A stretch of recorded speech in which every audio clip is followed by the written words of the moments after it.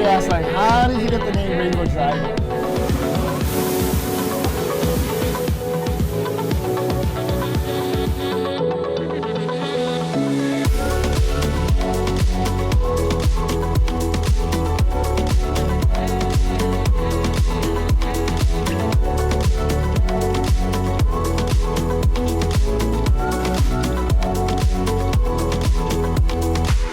Aloha, I'm Mailani Makainai.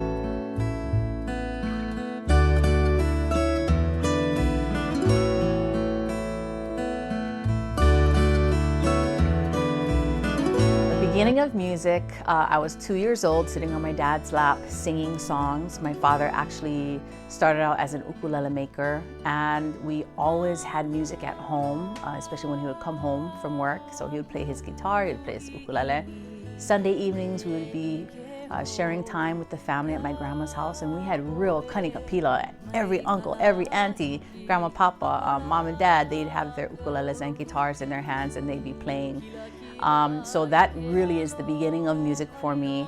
And then I have a cousin named Kaniala Makainai, and he is the lead singer-songwriter of the band called Soul Free. And I was one of the 3 backup singers, and it was a family group because the other 2 backup singers were my cousins, and we grew up in the same way.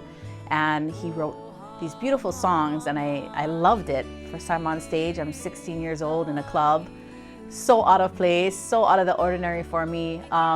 But I really loved that feeling of singing and performing and giving people a good time, or just touching them in a way, freeing them from concern, whatever it was. Everyone was having such a great time. So that was the beginning. And then it rolled over into me just having kanikapila sessions with Lay Melkit at Marino, because we both went to Marino.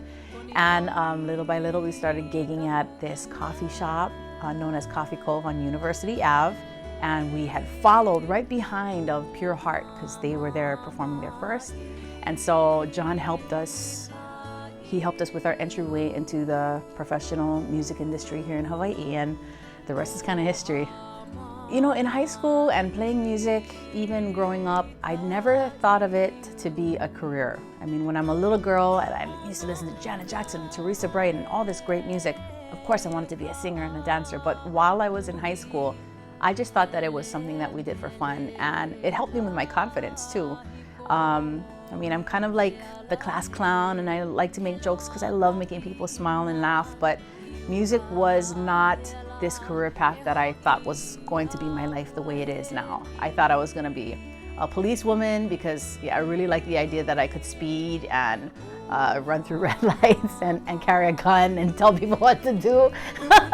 And I also had a dream of being a professional surfer because I thought that would be such a cool life.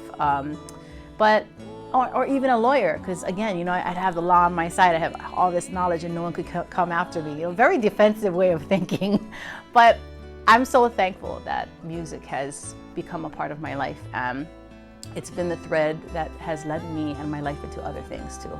Wanting to do music as my career for a living, I think that Kiahivai was already on its 3rd or 4th album, and I had become a mom. And I remember taking a 2-year break and wanting to re-enter the music scene again. And so Kiahivai recorded our album called Changing, and at the same time I did this trio collaboration group called Mighty J, and I just wanted to throw myself into different realms of music and different styles of writing, and I really missed being on stage and performing since I had that 2-year break while being a mom, a brand new mom. And I think that re-entering, there was so many new things to learn about myself, my womanhood, and just evolving into a new person and having extra kuleana. So I think at that point in my life, that was when I realized I want to do this full time. And then 2009, I had partnered with Mountain Apple Company and Dr. Tracy Terada, who was the sound engineer that had first recorded Kiahivai's demo. It was fun to work with a new producer again, and I wanted to come back into Hawaiian music because Hawaiian music actually has been my base.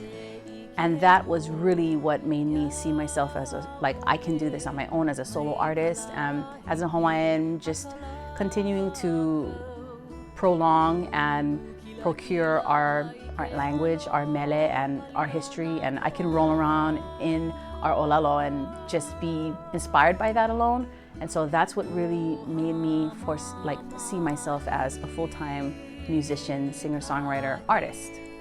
Sometimes I wake up like 2 a.m., 3 a.m. because I hear a voice in my ear and it's singing this. And I've started doing like vocal memos and just recording what I hear. I actually have a new song coming out pretty soon named Hawaii Nui Kua Uli. I can't wait for you all to hear it and see it. I hope that it will inspire our people to continue moving forward and be the best, strive for excellence, be the best that we can be.